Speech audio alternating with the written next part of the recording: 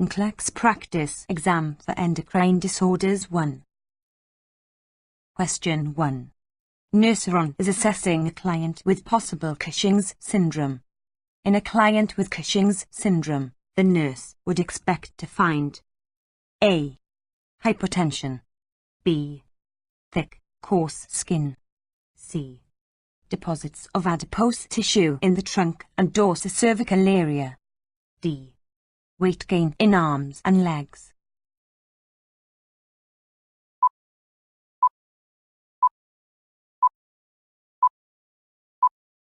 Answer C. Because of changes in fat distribution, adipose tissue accumulates in the trunk, face, moon face, and dorsocervical areas buffalo hump.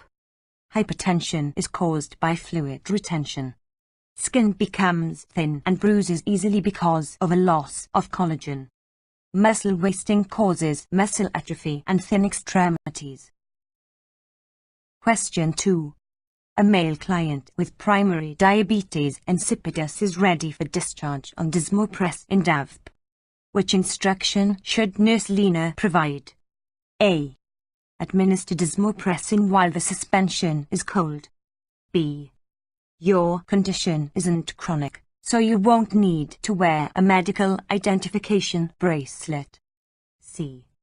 You may not be able to use desmopressin nasally if you have nasal discharge or blockage. D. You won't need to monitor your fluid intake and output after you start taking desmopressin.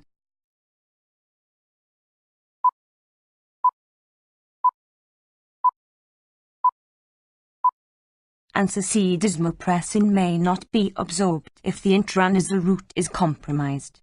Although diabetes insipidus is treatable, the client should wear medical identification and carry medication at all times to alert medical personnel in an emergency and ensure proper treatment. The client must continue to monitor fluid intake and output and receive adequate fluid replacement. Question 3. Nurse Frank is aware that a positive Chvostek sign indicate A. Hypocalcemia. B. Hyponatremia. C. Hypokalemia. D. Hypermagnesemia.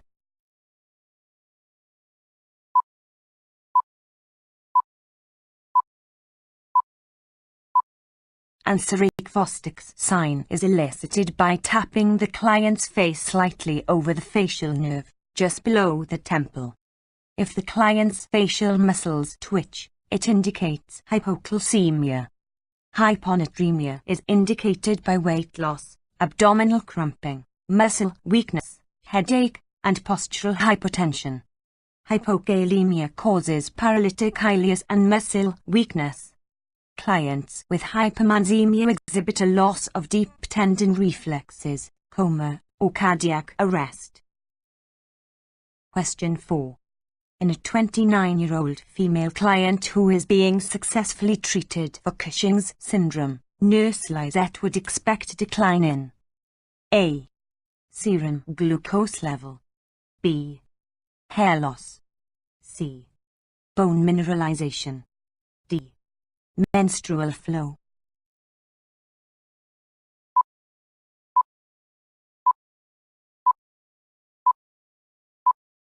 Answer A. Hypoglycemia, which develops from glucocorticoid excess, is a manifestation of the Cushing's syndrome. With successful treatment of the disorder, serum glucose levels decline. Hirsutism is common in Cushing's syndrome. Therefore, with successful treatment, abnormal hair growth also declines. Osteoporosis occurs in Cushing's syndrome. Therefore, with successful treatment, bone mineralization increases.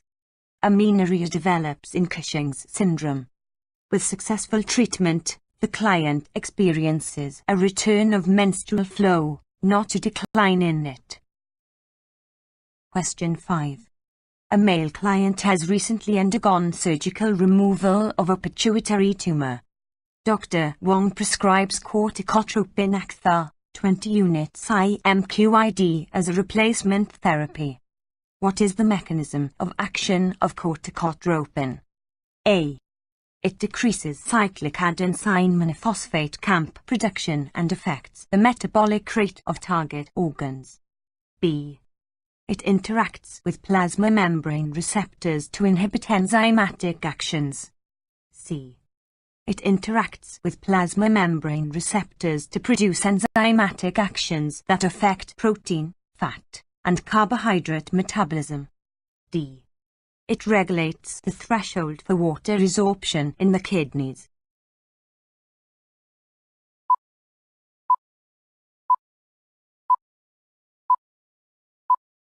Answer C. Corticotropin interacts with plasma membrane receptors to produce enzymatic actions that affect protein, fat, and carbohydrate metabolism. It doesn't decrease CAMP production. The posterior pituitary hormone, antidiuretic hormone, regulates the threshold for water resorption in the kidneys. Question 6. Capillary glucose monitoring is being performed every 4 hours for a female client diagnosed with diabetic ketoacidosis. Insulin is administered using a scale of regular insulin according to glucose results. At 2 p.m., the client has a capillary glucose level of 250 mg/dl for which he receives a dose of regular insulin. Nurse then should expect the doses. A. Onset to be at 2 p.m. and its peak to be at 3 p.m. B. Onset to be at 2:15 p.m. and its peak to be at 3 p.m. C.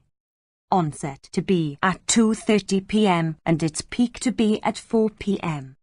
D. Onset to be at 4 p.m. and its peak to be at 6 p.m.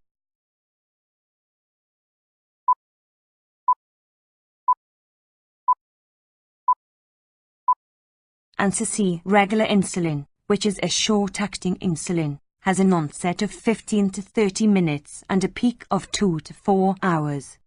Because the nurse gave the insulin at 2 p.m., the expected onset would be from 2:15 p.m. to 2:30 p.m. and the peak from 4 p.m. to 6 p.m. Question 7.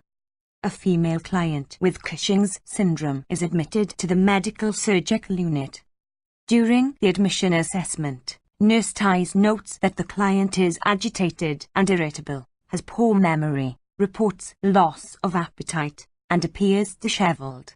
These findings are consistent with which problem? A. Depression. B. Neuropathy. C. Hypoglycemia. D. Hypothyroidism.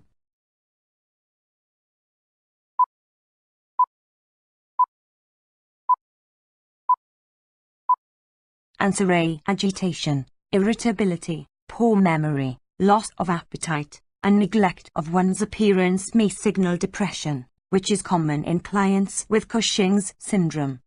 Neuropathy affects clients with diabetes mellitus, not Cushing's syndrome. Although hypoglycemia can cause irritability, it also produces increased appetite, rather than loss of appetite. Hypothyroidism typically causes such signs as goiter, nervousness, heat intolerance, and weight loss despite increased appetite. Question 8. Nurse Ruth is assessing a client after a thyroidectomy. The assessment reveals muscle twitching and tingling, along with numbness in the fingers, toes, and mouth area. The nurse should suspect which complication? A.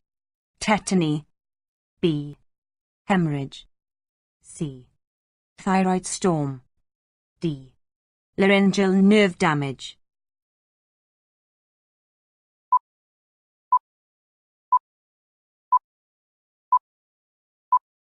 Answer A. Tetany may result if the parathyroid glands are excised or damaged during thyroid surgery. Hemorrhage is a potential complication after thyroid surgery that is characterized by tachycardia, hypertension, frequent swallowing, feelings of fullness at the incision site, choking, and bleeding. Thyroid storm is another term for severe hypothyroidism, not a complication of thyroidectomy. Laryngeal nerve damage may occur postoperatively, but its signs include a hoarse voice and, possibly, acute airway obstruction. Question 9. After undergoing a subtotal thyroidectomy, a female client develops hypothyroidism. Dr. Smith prescribes levothyroxine levothyroid, 25 mcg/po daily. For which condition is levothyroxine the preferred agent? A. Primary hypothyroidism. B. Graves' disease. C. Thyrotoxicosis. D. Euthyroidism.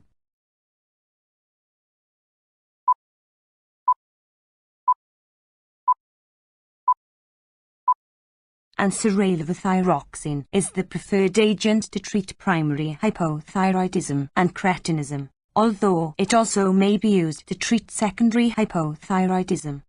It is contraindicated in Graves' disease and thyrotoxicosis because these conditions are forms of hypothyroidism.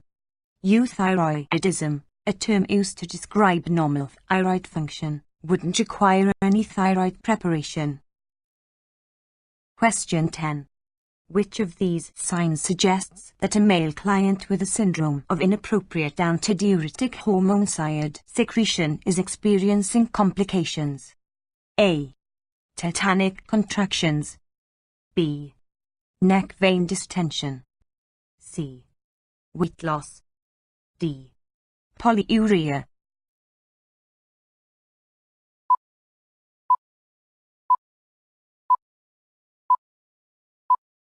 Answer B. Thyroid secretion causes antidiuretic hormone overproduction, which leads to fluid retention. Severe thyroid can cause such complications as vascular fluid overload, signaled by neck vein distension. This syndrome isn't associated with tetanic contractions.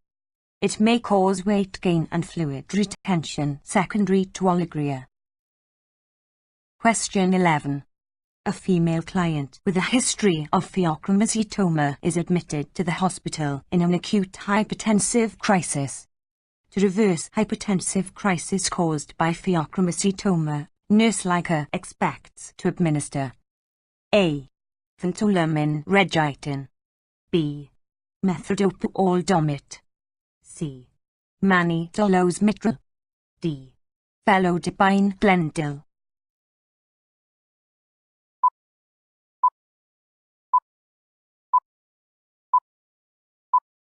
Answer A. Pheochromocytoma causes excessive production of epinephrine and norepinephrine, natural catecholamines that raise the blood pressure. Phentolamine, an alpha-adrenergic blocking agent given by IV bolus or drip, antagonizes the body's response to circulating epinephrine and norepinephrine, reducing blood pressure quickly and effectively. Although methodopa is an anti-hypertensive agent available in parenteral form, it isn't effective in treating hypertensive emergencies. Mannitol, a diuretic, isn't used to treat hypertensive emergencies. Felodipine, an anti-hypertensive agent, is available only in extended-release tablets and therefore doesn't reduce blood pressure quickly enough to correct hypertensive crisis. Question 12. A male client with a history of hypertension is diagnosed with primary hyperaldosteronism. This diagnosis indicates that the client's hypertension is caused by excessive hormone secretion from which of the following glands? A. Adrenal cortex. B. Pancreas. C. Adrenal medulla. D. Parathyroid.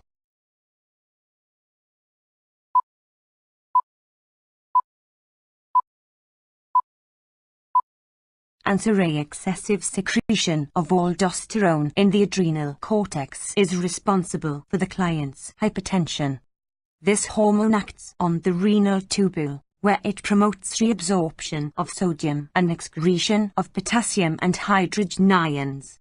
The pancreas mainly secretes hormones involved in fuel metabolism. The adrenal medulla secretes the catecholamines, epinephrine and norepinephrine. The parathyroids secrete parathyroid hormone. Question 13. Nurse Joy is aware that the most appropriate for a client with Addison's disease. A. Risk for infection. B. Excessive fluid volume. C. Urinary retention. D. Hypothermia.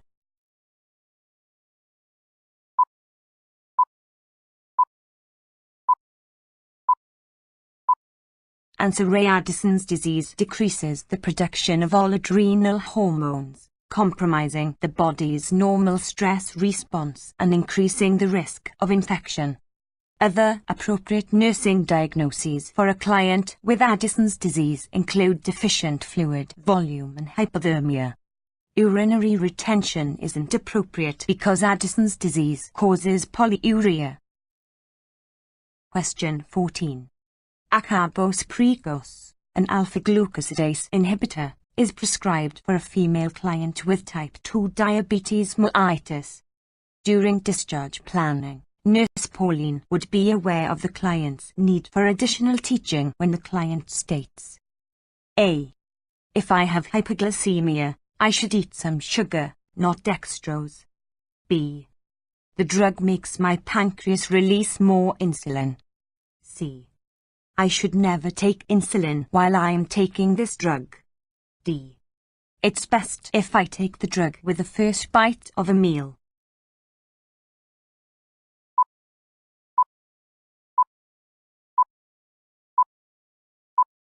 Answer A. Acarbose delays glucose absorption, so the client should take an oral form of dextrose rather than a product containing table sugar when treating hypoglycemia. The alpha-glucosidase inhibitors work by delaying the carbohydrate digestion and glucose absorption. It's safe to be on a regimen that includes insulin and an alpha-glucosidase inhibitor. The client should take the drug at the start of a meal, not 30 minutes to an hour before. Question 15. A female client whose physical findings suggest a hyperpituitary condition undergoes an extensive diagnostic workup. Test results reveal a pituitary tumor, which necessitates a transsphenoidal hypophyseectomy. The evening before the surgery, Nurse Jacob reviews preoperative and postoperative instructions given to the client earlier. Which postoperative instruction should the nurse emphasize? A. You must lie flat for 24 hours after surgery. B. You must avoid coughing, sneezing, and blowing your nose. C. You must restrict your fluid intake. D. You must report ringing in your ears immediately.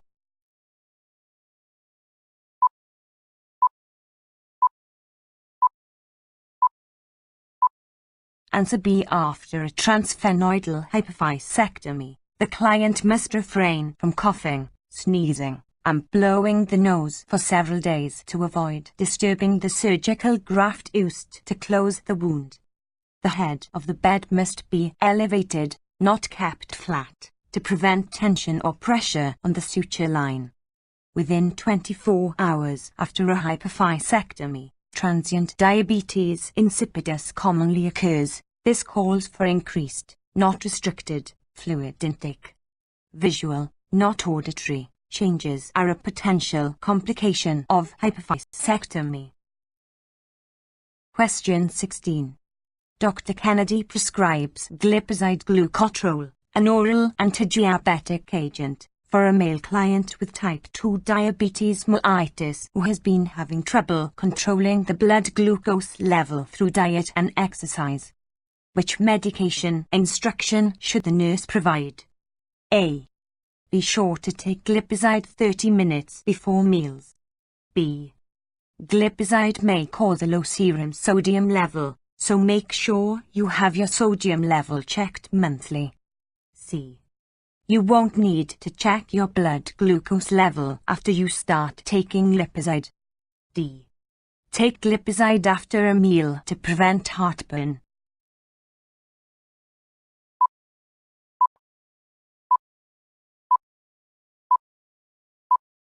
Answer: the client should take glipizide twice a day, 30 minutes before a meal, because food decreases its absorption.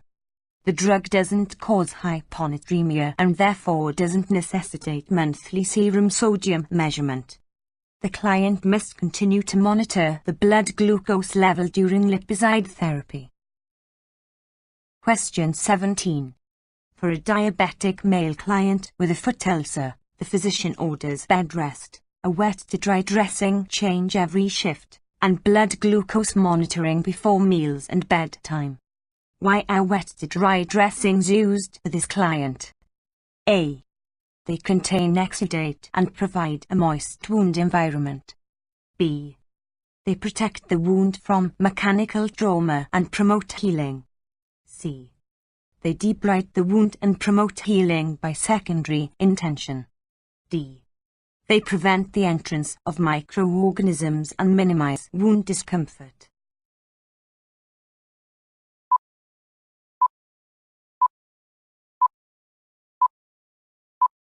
Answer C. For this client, wet to dry dressings are most appropriate because they clean the foot ulcer by debriding exudate and necrotic tissue, thus promoting healing by secondary intention.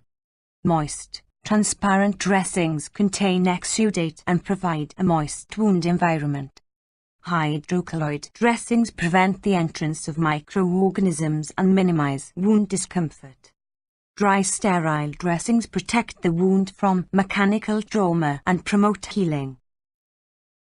Question 18.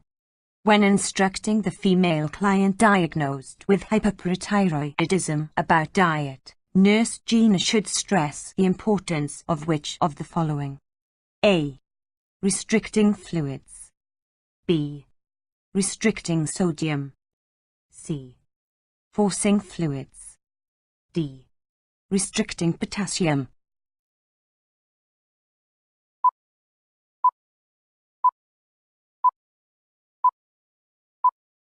Answer C. The client should be encouraged to force fluids to prevent renal calculi formation. Sodium should be encouraged to replace losses in urine. Restricting potassium isn't necessary in hyperparathyroidism. Question 19. Which nursing diagnosis takes highest priority for a female client with hypothyroidism? A. Risk for imbalanced nutrition, more than body requirements related to thyroid hormone excess. B. Risk for impaired skin integrity related to edema, skin fragility, and poor wound healing. C. Body image disturbance related to weight gain and edema. D. Imbalanced nutrition, less than body requirements related to thyroid hormone excess.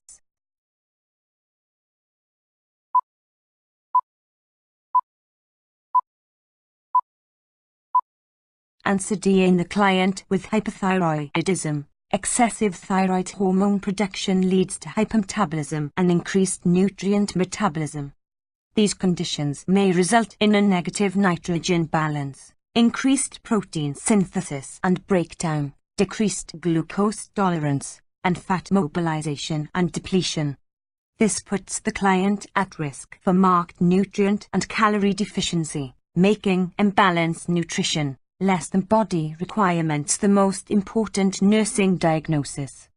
Options B and C may be appropriate for a client with hypothyroidism, which slows the metabolic rate. Question 20. A male client with a tentative diagnosis of hyperosmolar hypoglycemic non-ketotic syndrome (HHNS) has a history of type 2 diabetes that is being controlled with an oral diabetic agent, tolazomide tolinase. Which of the following is the most important laboratory test for confirming this disorder? A. Serum potassium level. B. Serum sodium level. C.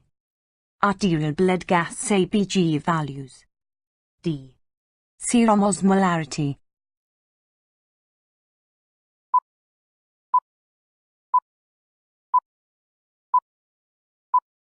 Answer D. Serum osmolarity is the most important test for confirming HHNS. It's also used to guide treatment strategies and determine evaluation criteria.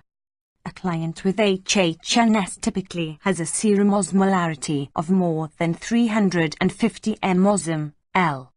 Serum potassium, serum sodium, and ABG values are also measured, but they aren't as important as serum osmolarity for confirming a diagnosis of HHNS.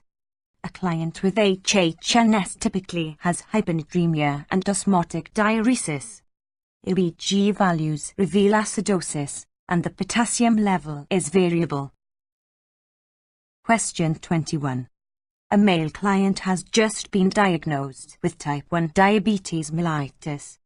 When teaching the client and family how diet and exercise affect insulin requirements, Nurse Joy should include which guideline? A. You'll need more insulin when you exercise or increase your food intake. B. You'll need less insulin when you exercise or reduce your food intake. C. You'll need less insulin when you increase your food intake. D. You'll need more insulin when you exercise or decrease your food intake.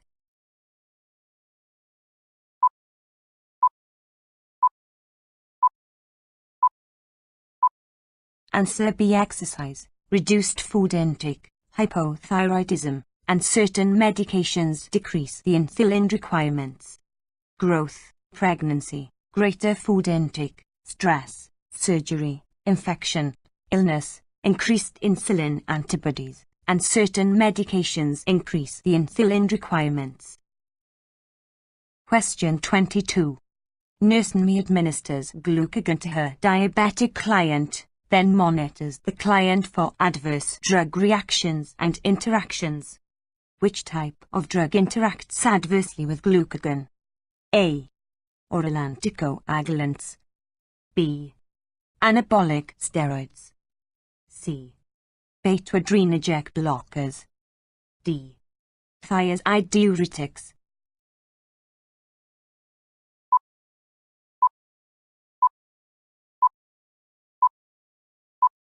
Answer A. As a normal body protein, glucagon only interacts adversely with oral anticoagulants, increasing the anticoagulant effects. It doesn't interact adversely with anabolic steroids, beta-adrenergic blockers, or thiazide diuretics. Question 23. Which instruction about insulin administration should Nurse Kate give to a client? A. Always follow the same order when drawing the different insulins into the syringe. B. Shake the vials before withdrawing the insulin. C. Store unopened vials of insulin in the freezer of temperatures well below freezing. D. Discard the intermediate-acting insulin if it appears cloudy.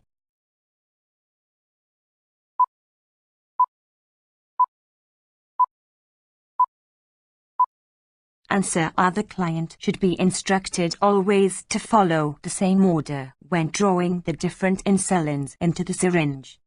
Insulin should never be shaken because the resulting froth prevents withdrawal of an accurate dose and may damage the insulin protein molecules. Insulin also should never be frozen because the insulin protein molecules may be damaged. Intermediate-acting insulin is normally cloudy. Question 24.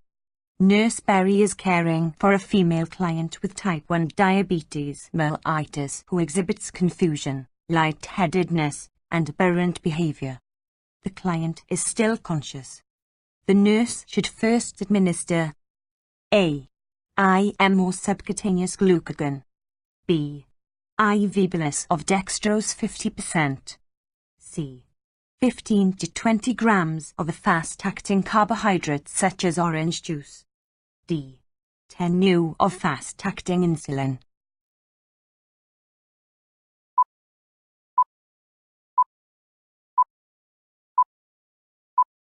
Answer C. This client is having a hypoglycemic episode.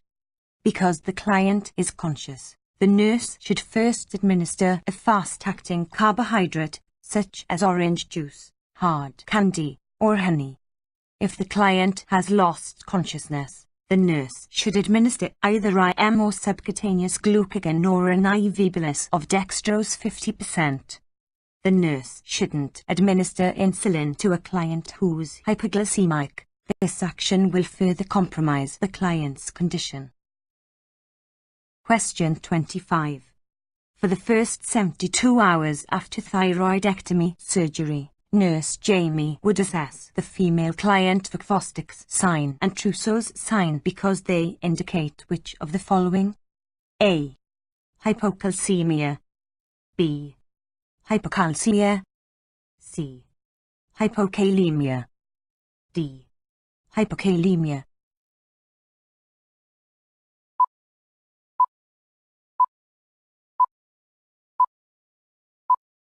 Answer: the client who has undergone thyroidectomy is at risk for developing hypocalcemia from inadvertent removal or damage to the parathyroid gland.